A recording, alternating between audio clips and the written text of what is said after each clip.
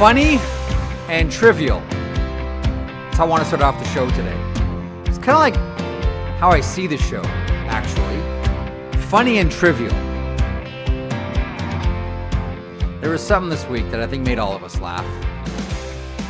That person's name was Seth Jarvis. Still is Seth Jarvis. I want to make a point about shorthanded goals as well. Before we get into everything, CHL playoffs, Frozen Four, college kids turning pro, Ryan Leonard looking your direction. Hey, Jimmy Snuggerud. We'll get to all of it here in a couple of moments, and saying bye-bye to Vancouver and Calgary. Not officially, but we're all grown-ups here. We know how this is playing out. And the St. Louis Blues keep on winning. But funny and trivial. So, this made my day. First of all, Seth Jarvis, as much as everybody talks about the Tkachuks, and they're great, they're awesome. For my money, the funniest, most entertaining interview in the NHL continues to be Seth Jarvis. Spoken to a number of times, talked to him a number of times. Every single time is a delight. And every single time you come away with a laugh, and you probably learn something along the way, either about hockey or about him. And he's a really funny guy. So, scores another shorthanded goal, his fifth of the season for the Carolina Hurricanes on Saturday. That ties the Carolina Hurricanes record. He is now tied with Kevin Adams, who is currently the general manager of the Buffalo Sabres. Afterwards, our good friend Corey Lavalette asks an excellent question. Now, you might think it's a ridiculous question, but I know Corey Lavalette, and I know what he's thinking when he asks this. I'm going to ask a question here that many people might think is a little bit ridiculous, but I'm going to ask it because I know I'm going to get a great answer or comment or just blanket reply from the most entertaining player in hockey, Carolina's Seth Jarvis. Let's go back to Saturday, shall we? The guy you're tied with is the GM in Buffalo now. Is that GM in your future? Is that the natural progression? Kevin Adams is the... Me being a GM? Yeah. God, no, I don't... No. I'm not going to be a GM ever. First of all, someone record that. Someone save that. So when somewhere down the road, Seth Jarvis, by the time he turns 40 or something like that, is working his way towards becoming a general manager somewhere, either in the NHL or at some other level of hockey, we can play this one back for him. But young Zach, I want to make a point. I have a point. I have a point that I want to make here. So That's 5. Okay? And you know how I feel about shorthanded goals, don't you? No, We've never had this conversation? What? No, I don't think so. I love it the way the PWHL does it. Shorthanded goals should end the penalty. Right. I've maintained for years and years in the NHL there is no such thing as a penalty kill. Your job is to endure the 2 minutes. You're not killing it. You're just enduring the 2 minutes. A full penalty kill means you killed the penalty, i.e. the penalty is over. That does not exist in the NHL. You just endure 2 minutes. So, was wondering on the weekend, how many times this season has there been a shorthanded goal scored, and then with the remaining time, team scores a power play goal? So on the same penalty, you have a penalty kill, like a shorthanded goal, and a power play goal. Do you have any idea how often this has happened in the NHL just this season? Okay. But actually, in the recent couple of weeks, I feel like I've seen it 2 or 3 times. Yes, you have. Okay. You're paying attention. All right. You're an excellent pupil. Okay. So it happened a pair of times on Saturday, or over the weekend, rather. In the Rangers-San Jose game, it happened. In Buffalo-Philadelphia, it happened. We go back to February the 7th, Colorado-Edmonton, it happened. And then we had 3 in January. We had 1 in December. We had 4 in November, early spike, and 1 in October. So 2, 3, 6, 7, 11, 12. This has happened 12 times. You know what all those goals have in common, Zach? What's that? None of them should have counted. They shouldn't have happened? They should not. None of them should have counted. In this era where we're trying to add as much goal scoring as possible, your boy Jeffy is trying to take goals away. you have a quick thought on that one, by the way? Do you enjoy that rule? I'm gonna blast that one at Pierre McGuire here in a couple of seconds when he joins. I don't think I've had that conversation with Pierre yet. An actual penalty kill, ending it. So this is my problem. I'm going to be honest with you here. Okay. I have no issue with the way it currently is. Like, I find these things interesting when they're brought up, like your rule about the face-off in the offensive zone where it shouldn't be in the neutral zone. Like, I find them interesting. I have no real issue with those. But, like, a lot of times you've posed the question to me, and I'm like, I don't got a problem with that. I'm not going to be somebody who's shaking my fist at you telling you this is a terrible idea. But I don't really have an issue with the way it is right now, so I just don't really care. And I don't say that disrespectfully, I just don't. Like, it's fine as is. I'm okay with the rule as is, so I'm not going to put up a stink one way or the other. Now accepting applications for producer of the sheet. Please send your cover letters and resumes to... so what you're saying is you're just essentially humoring me with all of these various ideas, which I respect. Yep. Which I respect. It's good to humor your elders, keep them amused. But, like, I'll tell you if I don't like them. I would tell you if I don't like them. Okay. I just personally like, whatever. Yeah, sure, change it. Okay. Man. If you don't. I don't really care. Like, I'm fine with it. Okay, one thing that I know you liked this weekend, and I want to get to daily outlines here in a second. We're going to get to Pierre McGuire, but can we fire up that one? Normally I'm not a big fan of doing this. I'm not a big fan of it. Just like, here's a screen cap, and this tells you a story. But on Saturday, so I get home from my kids' hockey, and I hop on the bike, and I'm watching the Islanders and the Tampa Bay Lightning. It's a pretty good game. Like, the Bolts go up 4-0, and then cue the comeback. Here come the Islanders, and I'm like, holy smokes, we have one here. This is fun. Like, the Islanders are going for it here. You know, Barzal's injured, Nelson's been traded, but they're still trying to make it interesting, much to the chagrin Johnny Lazarus. Now, they end up losing this thing, but in the process, like, Nikita Kucherov has a beautiful and easy chance to end this thing, to ice it, but instead tries to force a pass over to Brandon Hagel. Just like, look at this. Like, honestly, again, I'm not a big fan of, like, just grab one screen cap and say, this tells a story. But the caption for this is, he passed.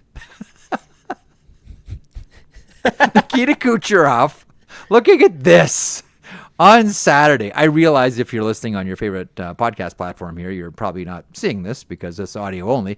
But for those of you watching on YouTube, he forces a pass over to Hagel, and it went as imagined. Now, I will give it to Kucherov because the end of this game became all about Nikita Kucherov. And I don't think we spent enough time talking about Nikita Kucherov, so let's do it now. The game became Nikita Kucherov because after that gaffe, he back-checked like he's never back-checked before to interrupt a scoring chance for the Islanders, to tie it, and then beat out an icing to keep it alive in the offensive zone. Like, I can't go back to the bench and face John Cooper. Like, the whole time, I'm just thinking, like, what goes through John Cooper's mind?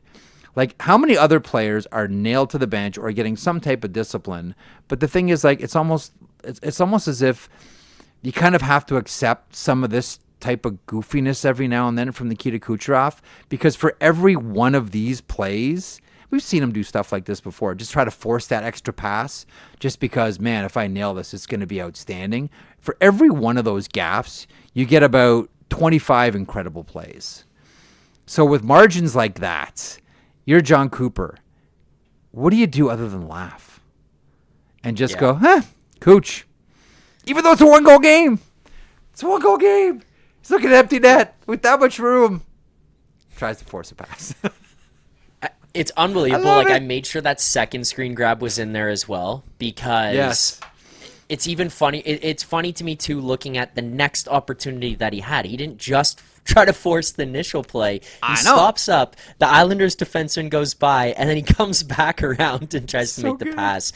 It's so good. Oh, my God. Good. Yeah, but, I mean, yeah, right, though. It's like, how many amazing plays has he made this season that we probably don't even talk about or notice or, you know, it's just not even on our minds. Like that doesn't cross past our desks, and then that one comes up.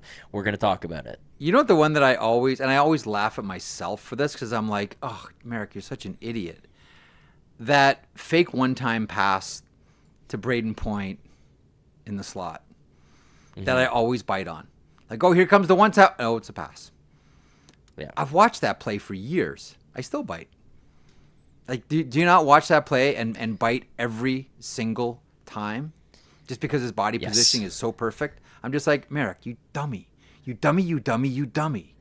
You don't deserve the job you have because you keep biting on this dumb effing play. Like, we've seen this a million times, and you can't get it through your thick skull that he's going to pass it to Braden Point. I've seen it a million times. I still bite. I can't stop. But the thing is, though, he's so good that, I know. like, I'm telling people this like we don't know this, but it's like he's so good.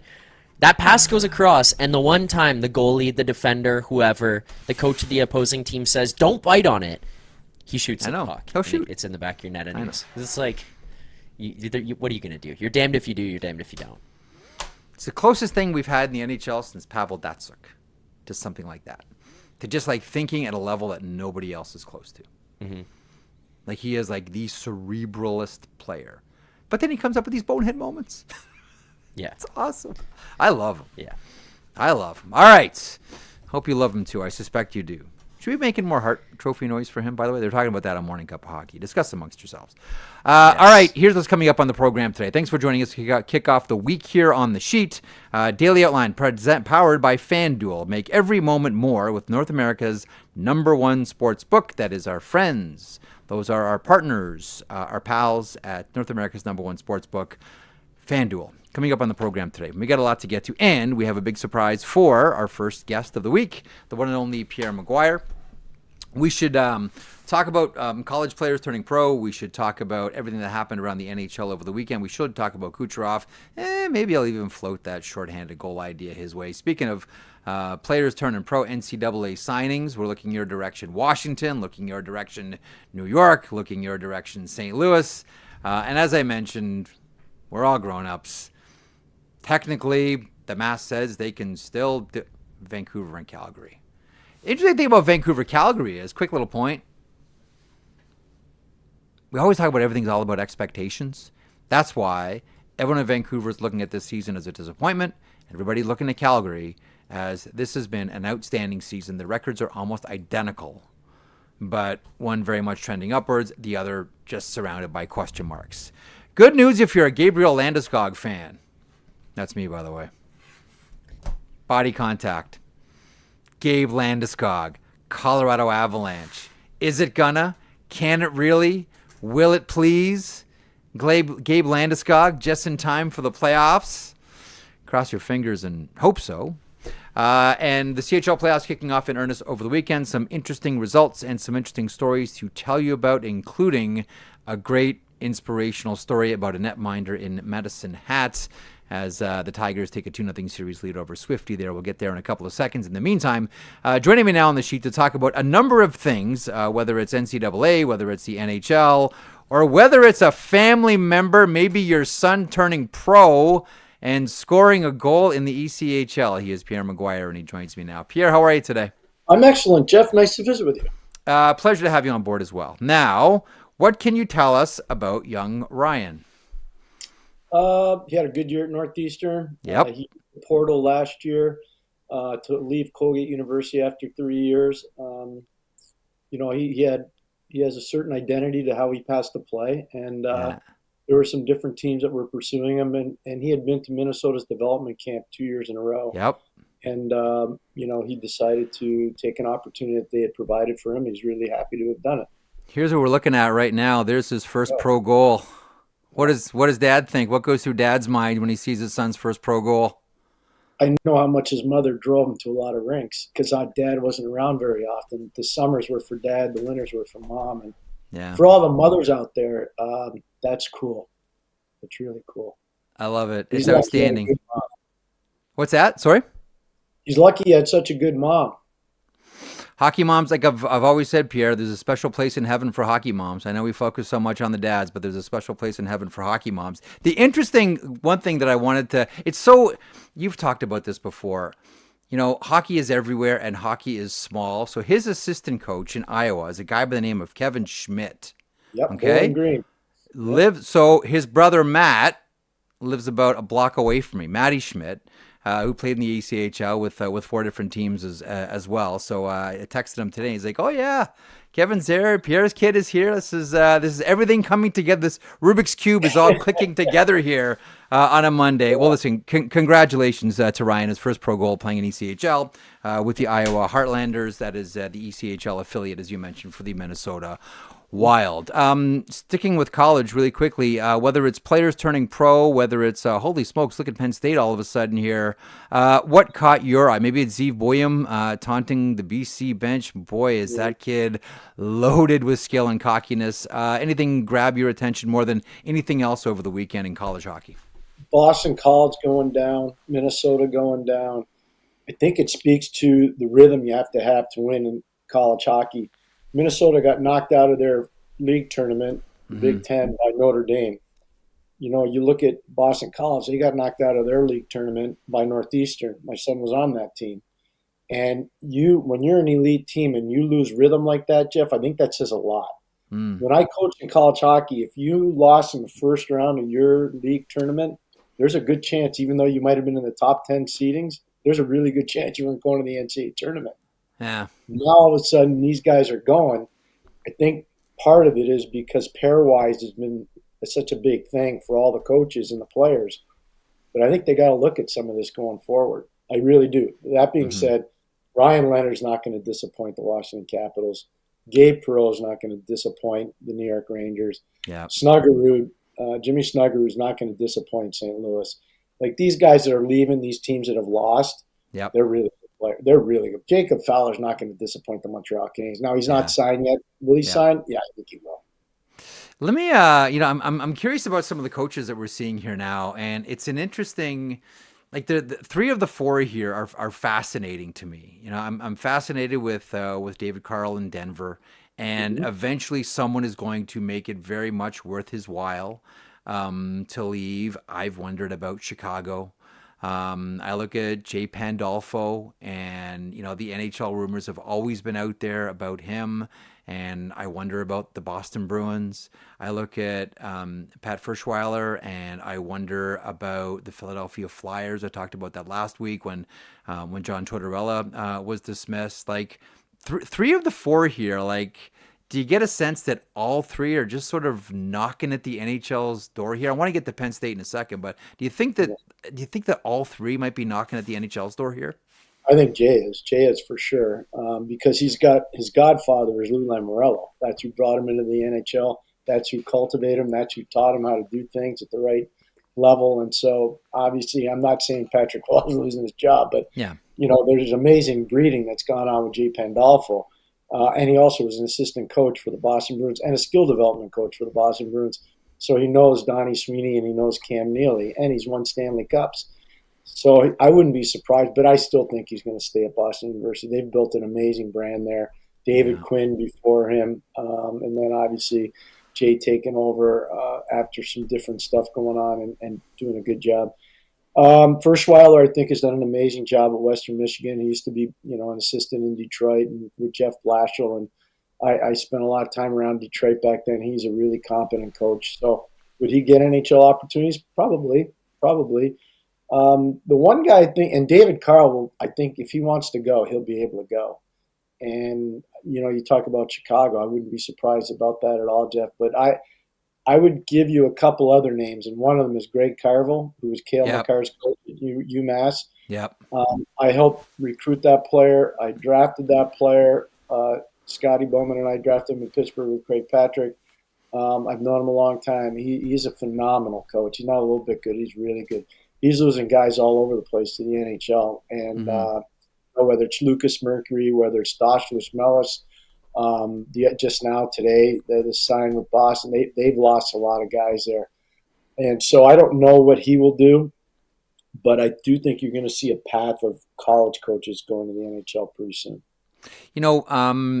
Penn State is a really interesting story here. So I was talking to someone on the weekend, this is before Penn State made it to the Frozen Four, and one of the points that this person was making to me, because we're all wondering, okay, like how many CHL kids are gonna jump to Division I here? Who's going? Where are the schools? I mean, there's gonna be a lot of like Michigan and Michigan State, obviously Minnesota, etc., BU, and this one person said to me, the one thing that he keeps hearing is, don't be surprised if Penn State, I don't know, I think the term they used was like war chest, like really opens it up to try to get players because they need to produce a star here. And all I'm thinking as they make it in the Frozen Four is this is a major shot in the arm for that program.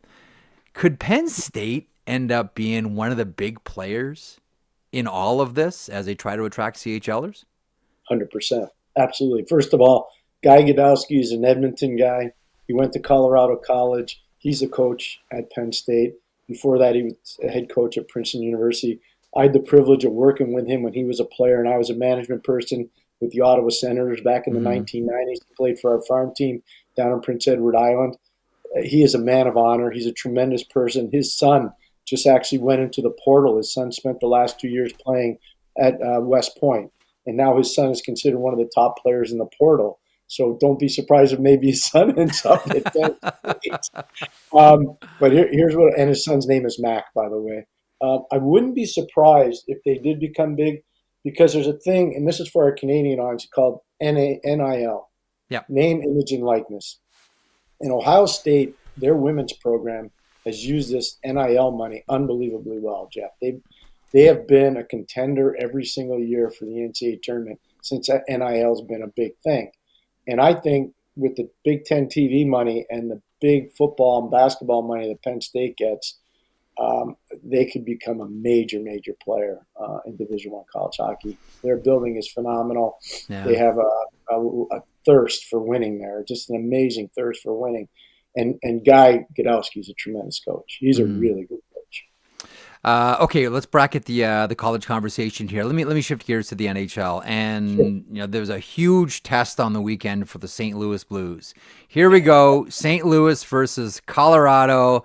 Okay, St. Louis, let's see what you got. And St. Louis ends up coming out on top. And I don't want to say that everybody's getting like the soap and warm water feeling it's 2019 all over again, because it's a much different team and a much different vibe. But nonetheless, here we are.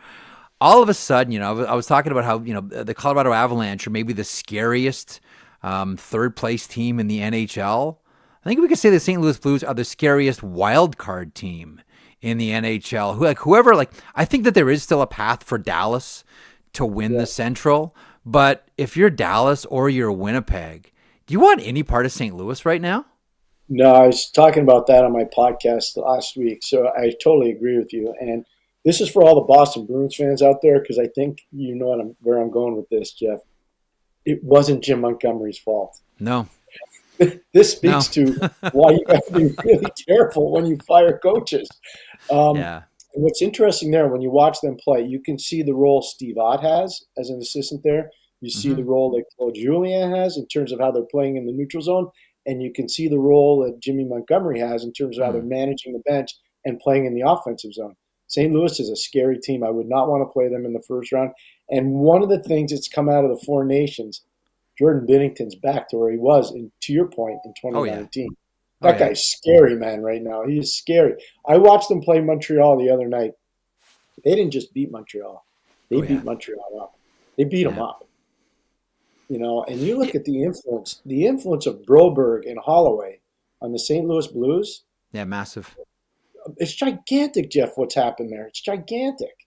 Holloway's, going back to November, one of the best players in the NHL. When you look at the stats and you look at how he's performed, and legitimate, solid top six role. I'll tell you, every year I try to look back and say, okay, so what was the trade that had the most profound impact? A couple of years ago was the Barbashev deal at deadline with Vegas and the aforementioned St. Louis. And I'll tell you, at the time we looked at it, I went, okay, nice move, but player, towards the end of his career. How great is this Cam Fowler trade worked out? This Fowler trade's not a whisper. Nothing. It's so good. It's worked out great for the St. Louis Blues. Ever since Fowler got, I love what you just said. Ever since Fowler got there, you know who's taken off? Who's that? Falk. Justin Falk. Justin Falk, you got to watch St. Louis a lot to appreciate what Justin Falk's doing as a player. He's not at the beginning of his career. He's closer to the end than the beginning.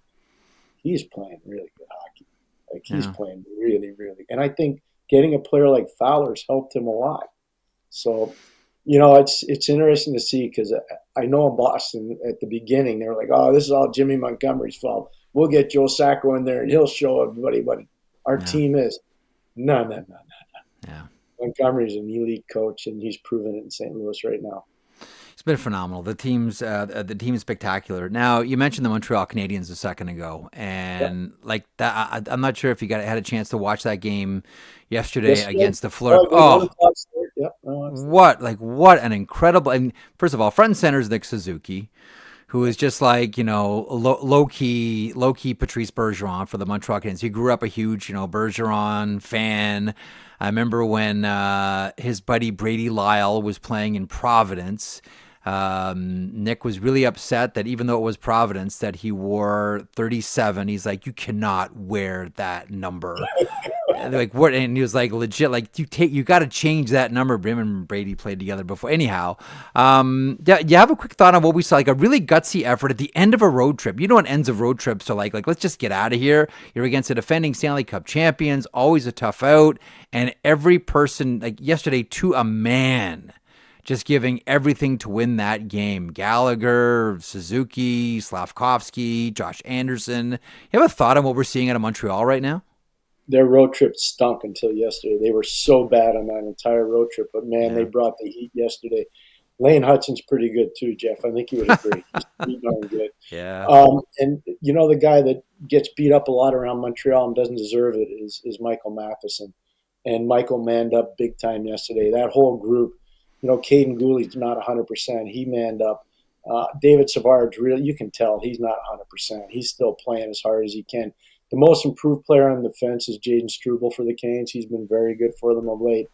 But you talk about courage and effort. I'm so glad you identified that. There's no analytic number for it.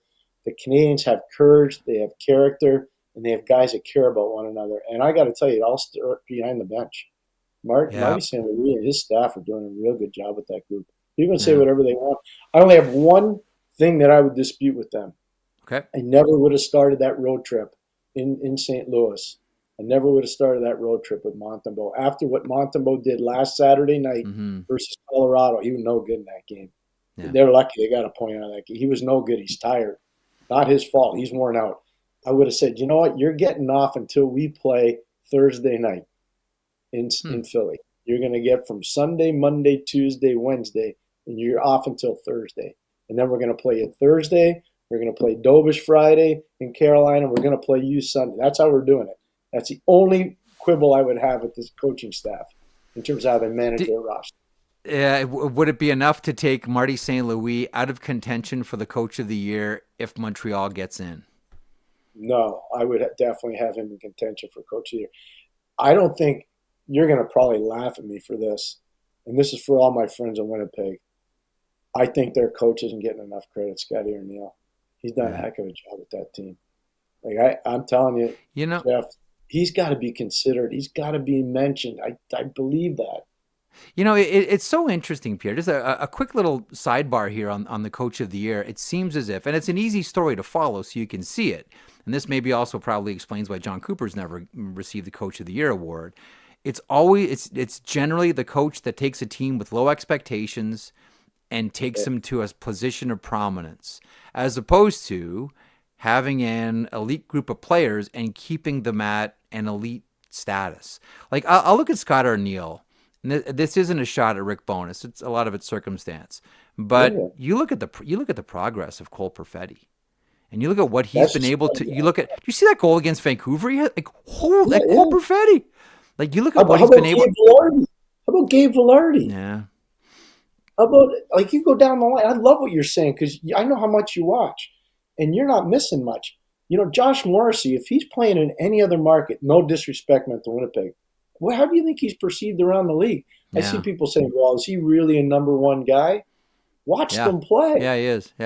He's right. He's enough guy. Now, I know they brought in Luke Schenn, obviously, at the deadline, and Logan Stanley still has a presence there. But when you look at the back end and you think about the playoffs, even with Schenn, are they big enough back there? That's my biggest concern. Dylan DeMello is a thick guy, but he's not a big guy. Like if you look at, I'll give you an example. Again, look at when Washington. Let's look at 2018. Washington wins a cup. They're big on the back end. They're big. 19, St. Louis wins a cup. They're big on the back end. Yeah.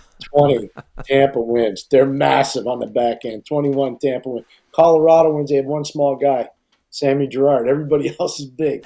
You go look at it. Like, massive defenses win in this league. So that's my question mark about Winnipeg is how big are they on defense? Vancouver and Calgary, bless them. They're going to end up with almost identical records, and the perception of the market is going to be completely different. For Calgary, it's holy smokes, we actually came this close. What a successful season it's been for our organization. Quite the opposite for the Vancouver Canucks. For Vancouver, they need to start with the situation behind the bench and where that's going to go. Now, I know it's always interesting, hey, Pierre, like it's a team option on Rick Tocchet, but Rick Tocchet doesn't want to coach there. Like, what are you going to do? So I always sort of kind of look at that and go like, well, sure, it is team option, but if Rick Tocchet doesn't want to be there, and I have no indication that he doesn't, right? I know that there's been discussions about a contract, but still hasn't gone anywhere. And you look at what the Calgary Flames have done, and there have been some outstanding performances, and that's led by Dustin Wolf, who's, as advertised, AHL goalie of the year, player of the year, all of that, and jumps into the NHL full time, and he is legit. I don't know that Nazem Kadri's 30 goals have been announced loud enough at all around the NHL, but nonetheless, it was a really good season from Nazem Kadri. When you look at these two markets, Calgary and Vancouver, what pops to your mind as the headline for the remainder of the season and into the summer for these two? What a great job Ryan Huska has done as a coach of the Calgary Flames. And not trading Rasmus Andersson at the deadline, I think was interesting for Calgary.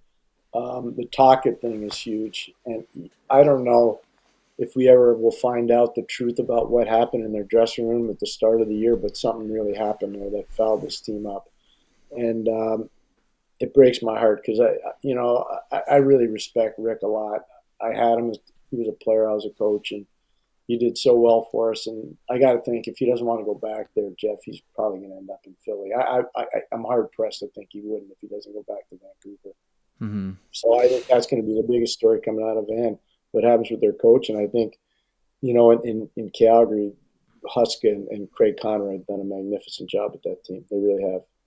It's been outstanding. Like I was always, I'll tell you, Pierre, I think we talked about this in and around trade deadline. I thought that Calgary was going to kind of be like Philly last year, where all season long it was, no, we're not making moves, and then trade deadline rolls around, yes, we're making moves, and bam, bam, bam, bam, bam, bam, bam. Well, I know Craig Conroy kept saying, we're not trading, we're in the race here. This is important for our kids and Connor's area, and like this is important for all of our guys. And listen, good on him. And now you mentioned Rasmus Andersson. Now it's a matter of this is the kind of guy you want to have around your kids when you're rebuilding your team. And I guess the idea is then you want to peak with this team when the new arena is built. I want to get your thoughts on offer sheets because there's what this league is like.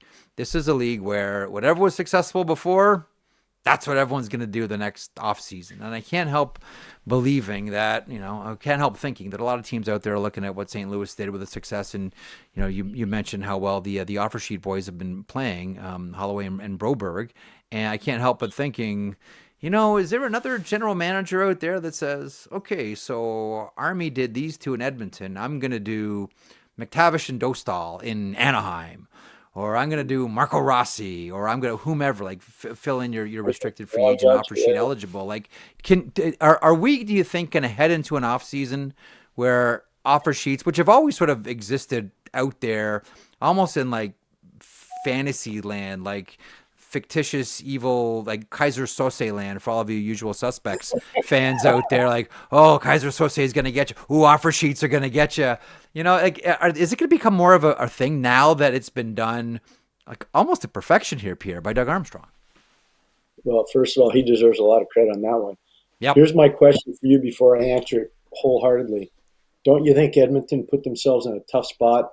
When they went out and got Arvidsson from LA and Skinner from Buffalo, they were redundant at that position, and they were adding pretty significant cap problems to their team. So that exposed Broberg, and that exposed Holloway in the marketplace. I think if you're a team and you're looking at the same, what did Edmonton do wrong? Let's look at that. Mm-hmm. And so that would be my answer, what they did wrong. And they obviously had to trade some other guys.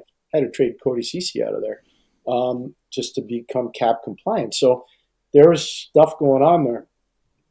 On the other side of it, I do think there'll be offer sheets. I do. I really do. I can't tell you who's going to get it and who they're going to get it from, but I do think offer sheets are going to be part of this. I remember how mad, and you were part of this, I think, not in a bad way, when Ryan O'Reilly got the offer sheet in Calgary. That was nasty, man. You know what I'm talking about. That was a whole lot of nasty when that happened. And listen, that was nasty for O'Reilly when he went back. Like, there are some dressing rooms that understand it, like the Sebastian Aho offer sheet. Went back to Carolina, arms open wide. When Ryan O'Reilly went back to Colorado, it was. You remember? I know. Oh, I remember, man. It was not good. There was a whole lot of you tried to leave. You tried to leave. Like, I'm with you. Like, it can go one way or the other, right? Like, it can. I remember that one. That was one that stood out, and I'm like, oh, that was a whole lot of nasty. That was a nasty one. If you want to scare Leafs fans, we can have the Matthew Nyes offer sheet conversation right now. Oh my gosh, he's so good. I know it's about money, right? I get it. Everybody wants their piece. But if you're him, you won the lottery. You're playing Austin. I know. Mitchell Marner. Come on. There's I'll tell you, Pierre. I said it to him when he was on like a month ago. There's one person who I feel must have done something incredible in a previous life, like pulled an entire family out of a burning house. But there is, when you have a look, like, can you name the player that I'm thinking of here? He played with Austin Matthews and is now playing with Connor McDavid. Oh yeah, I can. I know him very well. He's a good child book author. Yes, he is. He owns the Bulldogs. I know. Do you think, like, in a previous life, Zach Hyman must have done something princely to deserve this? Like, what did you do? You must have been like the kindest soul ever. It's like, you know what? He had a great previous life. This is what we're going to give him. Playing with Matthews, playing with McDavid. You know what, though? The one, I can tell you this, he earned that opportunity in Edmonton. He really did. And he fit. Like, there was a fit there. I respect that young man a lot. I watched him. I remember as a kid when he was playing in Michigan, and he was drafted by the Florida Panthers. And for whatever reason, why didn't Florida want him, Jeff? Could you explain that to me? He just, I don't know if that was so much that Florida didn't want him, as much as it was he really wanted to go to Toronto. That's what I wondered about. Like again, like, Hyman wasn't like a first round pick or a second round pick. He played at Michigan and, had a sort of, pedestrian type career there with the Wolverines with Red. And it wasn't until his last year, I think he would have been playing with Dylan Larkin, that he really started to pop some numbers. Yeah. But I always wondered if that was just sort of I'm going to maneuver my way here to Toronto. That's what I wondered about Hyman. I love the way that kid carries himself. I know he's a man. Oh, totally. But he just carries himself so first class. And you're right. He has won the lottery twice. Oh, absolutely. You're right. Did you have a thought? I'm just going to throw a dart here. I got a couple of minutes left with you, so I want to throw a couple of darts. Nikita Kucherov, just supremely skilled. Every now and then. You're talking about Saturday afternoon with the goalie pull? Is that what you're going to go down to? Okay. Did you see that? Okay, so Zach, hang on. I'm watching this. I'm like part of me is like, okay, it's Kucherov. Zach, can you put up this on the screen for Pierre? Okay, so the title of this picture is "He Passed the Puck." Like, okay, so this would have iced the game, obviously, for Kucherov, and he tries to force a pass across the Hagel. It doesn't go. Now, in Kucherov's defense, a great back check to disrupt what could have been a tap-in for the Islanders, raced down the ice, beat out the icing to keep it hot, and the Islanders, like, he understood, like, okay, I messed up here. Like, part of me looks at that and says, like, okay, like, that can't happen. And then the other part of me says, every now and then, Kucherov is going to do something like this, where you're John Cooper and you pull your hair out, but then he's going to give you, like, 25 incredible other moments, and with margins like that, you're going to win cups. Like, how did you digest that when you first saw it? And then when you put it in sort of Kucherov context, how do you look at it? When I was watching it going, I can't believe Kuch just did that. I'm like, what is he doing? And I go, this is the weirdest empty net opportunity, non-opportunity I've ever seen. Yeah. I thought it was crazy. And then, I said, oh my gosh, the Islanders are going to come back and score here. That's just going to be the hockey camera. And Patty Waugh is going to look like a genius. Yeah. And obviously they didn't. But you asked me what I thought. I said, that's the weirdest open net opportunity I've seen. I couldn't believe he did that. That being said, I love what you said about there's going to be 20 to 25 times a year where he does something. And you're going to go, wow, that guy's unbelievable. He's unbelievable. He's a leading scorer in the National Hockey League. How many people really know that right now? 109 points. Yeah, unless you're a hockey junkie, most people say, oh, McKinnon's up there, Draisaitl's up there. Yeah. Oh, Kucherov's really up there? Yeah. He's ahead of everybody? Yeah. Didn't know that. By the way, you talked about St. Louis before being a hard out. I don't think anybody wants to play that team. I don't think anybody wants to play Tampa right now. You got to finish first in the Atlantic. Do not finish in the 2-3 hole. Oh, I know. Well, listen, you might be looking at Battle of Ontario and Battle of Florida too, like in the opening round here. Like this could be really special. The thing that I keep pointing to about Tampa, two things: one, the goalie's healthy, and two, the presence of Ryan McDonagh. How about the ceremony? The ceremony, Mr. Vinnick and everybody in Tampa for McDonagh's 1,000th game. Amazing. That was Montreal Canadiens-esque. Yeah. And they do ceremonies better than anybody. I was really shocked. Known Ryan a long time, going back to when he was a kid playing high school football, baseball, and hockey in Minnesota. What a player. What a player. Probably the angriest, I got to say this one to you, Jeff, probably the angriest I've ever been. I was sitting in the lobby of the Westin Hotel in Toronto, getting ready to do something for TSN at the time. And it was announced that Ryan McDonagh was being traded. And I went crazy on Montreal radio. Like, I was yelling on the air. I couldn't believe it. I've never been that angry. I was like, who could have thought of that? What rocket scientists in Montreal's front office thought that was a good idea? Do they even know Ryan McDonagh? Could you imagine how good Montreal could have been? Subban on the right side, McDonagh on the left side for years, for 10 to 12 years? Yeah.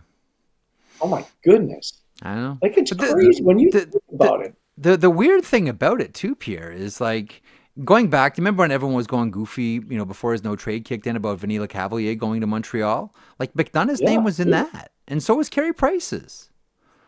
Right? Like, the name. Now, mind you, this is before these two had really sort of popped as superstars in the NHL in their defense. They were still in the state of, potentiality versus actuality.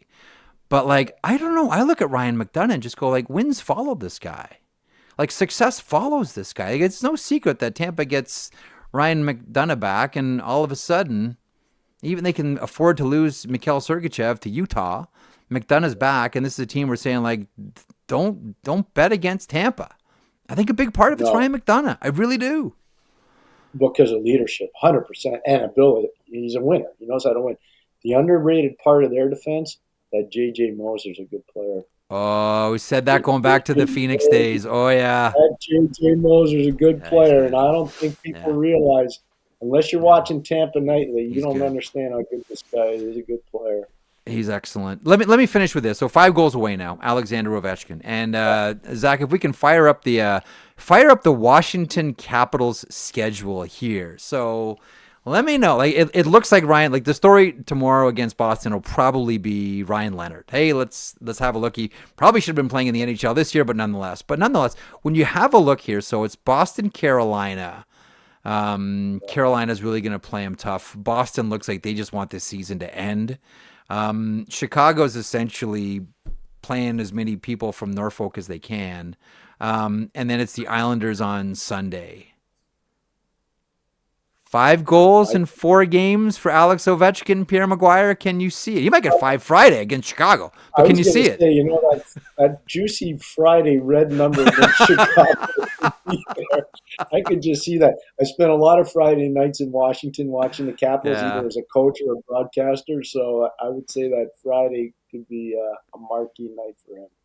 Okay, let me ask you this one. We just showed that still of Nikita Kucherov with the empty net. Yeah. Let's say that's Alex Ovechkin to break the record against the Blackhawks. Does he drill it, or does he pass it? Hey, Stromer, you take this. I don't want empty netter. Do you remember when Shea Weber shot the puck through the net in the 2010 Olympics in Vancouver? Do you remember? Oh yeah, that? Yeah, blew through it. Yeah, that's what Ovechkin's going to do. He's going to put it right through the net.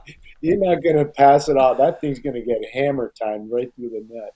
Yeah, you're probably right. This has been a great chat. You're the best. Always appreciate it. Congratulations again to Ryan. That is such a wonderful story, and for you to talk about Mom is always fantastic. You're the best, my friend. You be well. Continued success, and we'll check back soon. Talk to you soon. Thanks a lot, Jeff. Take care. There he is, the great Pierre McGuire, joining us here on the sheet on a regular basis, and his son Ryan. Making some noise with the Iowa Heartlanders of the ECHL, scoring his first pro goal in his first pro game on the weekend. Anything jump out at you from that conversation with Pierre, by the way? Anything in the chat? Anything from McGuire? I'm always curious. Because when you're in the middle of a conversation, I don't know what people find interesting. I know what I find interesting, but I don't know what people find interesting. You, on behalf of people, what do you find interesting? Zach, speak on behalf of people. Well, I just thought it was interesting, the conversation he was bringing up about Morrissey and Winnipeg and kind of just how he doesn't get noticed elsewhere. Because I feel like we get wrapped up into these things, so we know. Yeah. I'm not trying to say we know more than other people. We're watching it all the time, and it's like you kind of forget that it's not that well known outside. That someone like that is that amazing and just kind of gets glossed over. Like they just don't come up in a conversation as often as they probably should be. And just bringing that up in Winnipeg and Morrissey and also Scott Arniel and the job that he's done there, just kind Great of point. like, the Winnipeg Jets have been unbelievable, but new coach and Morrissey awesome, Hellebuck awesome, and doesn't really get talked about that much. It's just kind of like, there they are, but keep it moving. Like, they are unbelievable. You know what people in our chat didn't like? What's the Matthew Nyes? The comment. Nyes? Oh, I didn't like that. I threatened to end the stream. The show almost went off the air. We just went off the show, went off the air. Yeah. Technical problems. Something wrong with that Merrick Space ice storm, whatever, on the weekend. So I just suddenly lost power. Power outage. Yeah, sorry. But and instead, we'll talk about the Toronto Maple Leafs and their 2 big wins on the weekend over LA and Anaheim. Correct. People really did not like that. People don't like the thought of their players getting offer sheeted. I know. But you could fire out like, just screw Verbeek, steal McTavish, steal Dostal. Screw you, Billy Guerin. We're gonna steal Marco Rossi. Ha ha ha. Wait, our guy, Matthew Nyes. Whoa! Pump the brakes here. It's not right. Not happening. No, I could see it becoming more prevalent. It's interesting too how there was the notion this going year in only that these GMs would be so mad. And here's why. Teams are still going to be up against it for their salary cap. In a couple years, it's going to be more of a significant bump, and then a year after, it's going to be an even more significant bump. So there'll be more room to match. I think.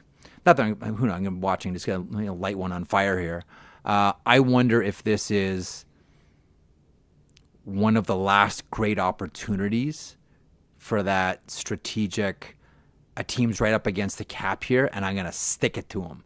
Because that's what St. Louis did to Edmonton. Type offer sheet. That's why I wonder, it's like, okay, is this like the last real chance for a while that a team can do this? So if you want Matthew Nyes, the time's... Put that on your show, Zach. Put that on After Dark, Zach. A couple of years ago when I was just doing my own channel talking about the Leafs, it was during free agency the one year Robert Thomas was up as an RFA, and I did a whole video on why the Leafs needed to offer sheet Robert Thomas. So didn't they hang on a second here? refresh my memory. Was that the year they had a chance to take that draft? Didn't they have a chance to take him? And was it Rasmus Sandin they took instead? Or was that the Timothy Liljegren year? It would have been because Leafs had a chance to take him. So I think Liljegren. Leafs had a chance to take him. I believe Mark Hunter would have been with the Leafs organization at that point. Mark Hunter may have just had, like Robert Thomas in his backyard all season long with the London Knights. No, we don't need to revisit this. Please, was that please, Liljegren? Liljegren instead of Robert Thomas? How did the show just turn? At 17. Was it Liljegren? Yeah. And where did Robert Thomas 17th overall they took him. That would be 20th overall. Let's get out of here. We can end it. How did the show just turn into like roast Zach?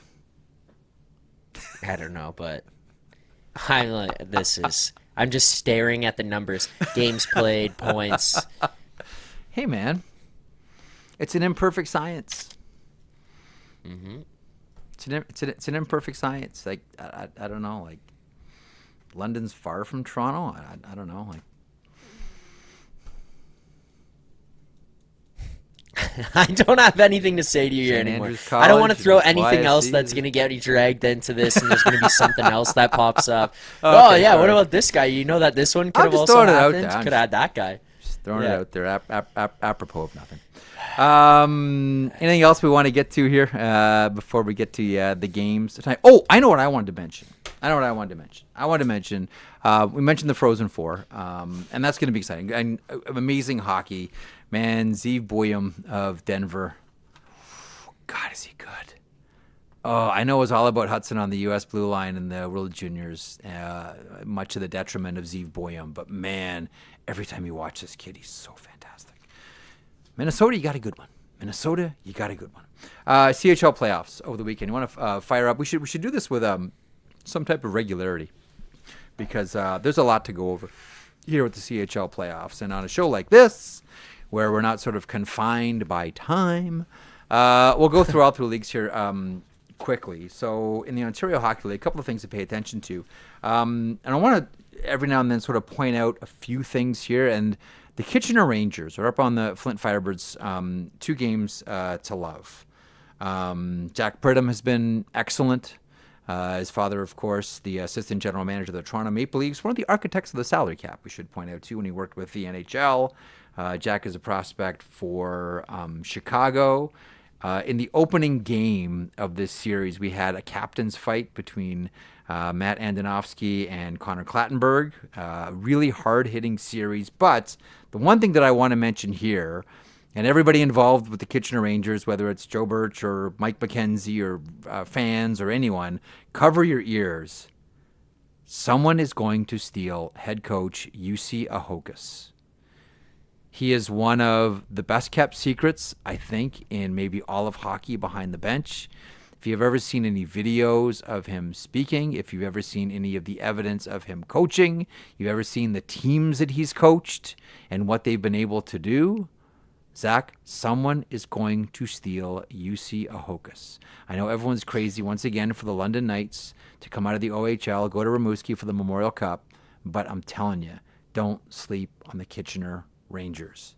And they got some Ahokas, the first time I saw him was the positionless hockey, right? That's him that was talking about positionless hockey, right? Jussi Ahokas. Yeah, that's very interesting. Fantastic. Really progressive, really smart. Players love him.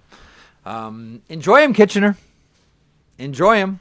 It was a great hire, a spectacular hire. And it's going to make someone look really, really smart, whoever that is. Who hires him next in junior hockey. It's all about development, not just for players, but also for officials and also for coaches and managers as well. So there, just a quick little note there. Which other league do we want to have a couple of notes in here? I've got both QMJHL and WHL, Jeff. Let's go to the QMJ. Let's go to the Q. Let's go to the Q here quickly. And there's a couple of things here. Moncton Wildcats leading the Quebec Ramparts. So the one thing you have to understand is essentially the Q. What the Q does is a 1v16. Now, Sherbrooke and Blainville are more close than they are apart, and that's why that's a 1-1 series. The one that stands out here is Halifax and Drummondville. So Halifax is up 2-0 on this one, and you look at it and you say, how? I mean, Drummondville, I think it's third place team in the Q this year. They've lost their number one goalie, Riley Mercer, and it's really, really hurt the team. I know there's been injuries on both sides, but the Mercer injury has really stung. I think Moncton might be the best team in the entire CHL. They are just so good, so deep, so well coached. Gardner McDougall's team, I mean, all that guy does is win everywhere he goes. I wonder about the World Juniors next year if Gardner McDougall ends up behind the bench at the WJC. They're up 2-0 over the Quebec Ramparts, and this is a team that I think we all expect to be there. In Rimouski, who's hosting. Rimouski's got a really good team too at the Memorial Cup. In the Western League, there's one thing that I really want to focus on, and it's something that I can relate to, although I was nowhere near the quality of goaltender that this young man is. Western Hockey League, after the weekend here, let's focus, if you can fire up the board here, have a look at what's going on. I want to focus in on the Medicine Hat Tigers and the Swift Current Broncos. Harrison Manigan is a 20-year-old netminder for Medicine Hats, who last week lost his father and returned to the team and played game one. Willie Desjardins is the head coach of Medicine Hat, said it was the goaltender's decision. That would have been 5 days after his father, whose name I believe is Darren, passed away. He goes in there and throws a shutout in game one. The celebration after was really emotional, as you can understand. I can relate to this one. When I was 16 years old, I lost my mom to cancer, to brain cancer. Not that I was anywhere near the goaltender that Harrison is, but it crushed my career. It crushed my hockey career. Like, I was a shell of myself, and I never recovered. I was never able to get back up to any type of level. I mean, booze and drugs didn't help, but I was never able to get back to any type of level of play like that. So, I mean, everyone's situation is always different, but I can relate to trying to put together a hockey career while losing a parent. So congratulations and thoughts to that entire family and that young man. Good for him coming back. And you got to see the closing moments too of that game, Zach, and everyone watching and listening. It's available on YouTube. You can go have a look. It's a really beautiful moment for a special young player. And if you've lost a parent, you know what that's like. Okay, let's get to the games. Then that's a sort of quick little snapshot of what's happening around the CHL. As the playoffs progress, we'll sort of narrow it down and focus on a couple of different stories as well and mention a couple of things. And there we are. That's after the first weekend. So, huge surprise. I guess Halifax beating Drummondville has to qualify as the major one around the CHL. All right. FanDuel, our friends, proud to connect fans to the major sports moments that matter to them. And the sheet is powered by FanDuel, home of the same game parlay. Make every moment more on FanDuel. All right. We have games tonight. We have 4 of them. All right. Roster updates, daily face-off, the fantasy Twitter feed. We have Minnesota facing off against New Jersey at the Prudential Center. You think St. Louis is going to catch Minnesota here? You know who hopes so? Right now, Winnipeg. And maybe Dallas, if they end up getting first place. More on Dallas here in a couple of seconds. I think nobody wants Colorado. They're third. Nobody wants St. Louis. They're wild card. When's the last time? And I know Vegas is super hot right now. I get it. But when's the last time you looked at the playoffs and said, ooh, nobody wants that third place team and nobody wants that wild card team? But here we are. Yep. Minnesota, New Jersey, the Prudential Center this evening. Nashville faces off against the Philadelphia Flyers. How many goals does Michkov score tonight? No Tortorella, and this guy's just filling the net. All the skating woes. It took a minute into his first game after. Just like, boom, Torts is gone. Yeah, it's like all those skating problems that we're all hearing about, pace problems, gone. Gone. Dan Vladar will start for the Calgary Flames. They'll face off against the Colorado Avalanche at Ball Arena. Scott Wedgwood starting, Eric Johnson, Jimmy Vesey in, Keaton Middleton, Miles Wood out. I mentioned earlier, Nazem Kadri with 30 goals this season, and not much of a whisper, but he's had a really good year. Dallas and Seattle, I want to point out here. So here's what I wonder about. So Dallas is 6 points out. Today's the game in hand. So if they beat Seattle tonight. Probably will. All of a sudden, it's 4 points. They go head-to-head on the 10th of April. And Dallas, if you have a look at it, let me just bring it up here. And you have a look at Dallas's schedule. They got Seattle tonight, then Nashville, Pittsburgh, Minnesota, Vancouver, the aforementioned Winnipeg game, Utah, Detroit, Nashville. But that's an easy sched. Mm-hmm. That is a light schedule. Yeah. Now, you look at the Winnipeg Jets, it is not a light schedule. Tuesday, they face off against the Kings in LA. Then they're in Vegas. Then they're in Utah. Then they got St. Louis. Then they got Dallas. Chicago, Edmonton back-to-back. And finish up against Anaheim. 6 points out. But Dallas can do this. Dallas could win the Central. As much as we're saying like, oh, no, after that Vancouver game, oh, you know what? Winnipeg's got it all wrapped up. Yeah, it's all good. Dallas has a path here. You look at strength of schedule, Dallas, again, hockey games and, you know what hockey's like. But Dallas could do this. Dallas could come in first. They got an easier schedule. All they have to do is win tonight, make the gap 4. They got the head-to-head, and then place your bets. All I'm saying is there's more than a good chance. Dallas, one of the hottest teams in the NHL right now. There's more than a good chance that the Dallas Stars do this. Yeah? No? Am I just making it up? Agree. Eating space cake? You're just going to humor the old man? Just going to be like the jailbreak rule? Yeah, whatever. Let's just get to the show here, dummy. Is that what it's going to be? No, I agree with this. I mean, it's tough because Winnipeg's going through that gauntlet of the schedule that you kind of just outlined there. Mm-hmm. But I'm excited by the end of the season here for the first time in a while. Like, it feels like there's actual competition and jockeying for position in these. Like, yeah, sure, the playoff races themselves may not be as attainable. I saw one of the funnier memes that I've ever seen. It was like after the Columbus Blue Jackets lost the other day, someone put one out and it was like, well, one of you has to make the playoffs. And it was a group of the Islanders, the Rangers. I told you. Like, everyone's going backwards into it. You want this? I don't want this. It's a playoff hot potato. But outside of that, you hold that. You hold this. You hold this. Yeah, outside of that, though, it's like the teams that are in are like fighting for spots and who's going to finish where and who's at home. Like, I mean, you look at the Atlantic right now, the Leafs get that win yesterday. That's a huge win because Montreal beat Florida in regulation, and that also pushes Montreal up. Like, these things are actually exciting here now of what we're looking at down the stretch. I mean, looking at Dallas' 5-game win streak going into this, you get hot, carry this thing over, get yourselves on a roll, get a favorable matchup into round 1, and then all of a sudden Miro Heiskanen comes back. It would just be the most Winnipeg thing here for them to finish second and get Colorado in the first round. Yeah, I know. Like, F me. Seriously. But it's also like, Jeff, if they finish first and you face St. Louis. That's why they're cheering for St. Louis. Are you like... That's why when they play St. Louis, like, honestly, when they play St. Louis, like, everyone switches sticks. You shoot left, no, today you shoot right. We need St. Louis to catch Minnesota. When they play, what day are they playing St. Louis? Like, if you're Winnipeg and you're tucked into that spot, they're playing St. Louis on the 7th. Yeah. You know when you're like playing minor hockey and you're doing like a defending drill and the coach makes you turn your sticks around? Yes.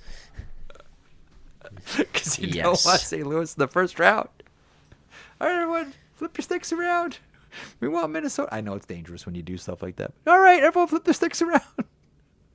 Yeah. No? I know. Am I overthinking this thing? That's the matchup. Even if you finish first, you're like, do you want that one? That's that it. Much? Like, you got a killer at third in the Central, and you got a killer in the wild card. Nope. Yeah. Not interested. Meanwhile, Vegas is just like, we get a little respect over here. One of the best teams in the NHL right now. A little respect over here? No. Yep. Colorado, St. Louis. All right. Young Zach. So we have 4 games of interest tonight to pay attention to.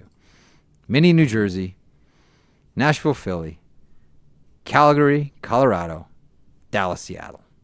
Enjoy. All right. Thanks to Pierre McGuire for stopping by the show today. Thanks to everybody in the chat. Always appreciate it, including producer Vic. And we're back tomorrow with Greg Wyshynski. Wish is on tomorrow, right? We got Wish back? Yeah. Back our full-time Tuesday? All right, Greg's back. Yeah. Again, thanks to Pierre McGuire. Thanks to you for participating or watching or listening. Getting notes from people saying they're loading up for their playoffs and taking the podcast in the car along with them. Thank you. Enjoy tonight. We're back tomorrow, 3 o'clock Eastern. Don't forget, Morning Cup of Hockey was awesome this morning. Morning Cup of Hockey was good.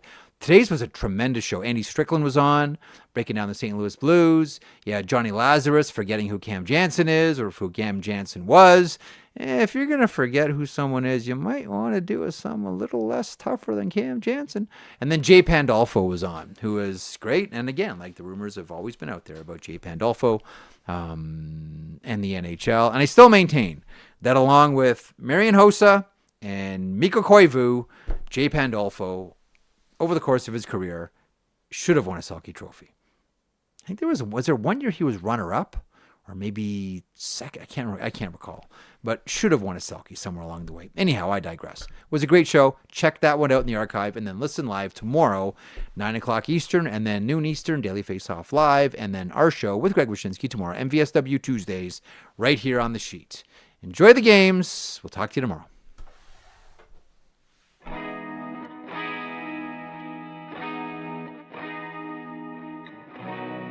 If you enjoyed that video, and we certainly hope that you do, please hit the subscribe button right there here at Daily Faceoff.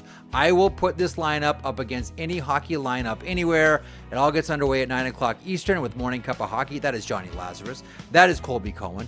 Then at noon, it's DFO Live. And then 3 o'clock Eastern, The Sheet.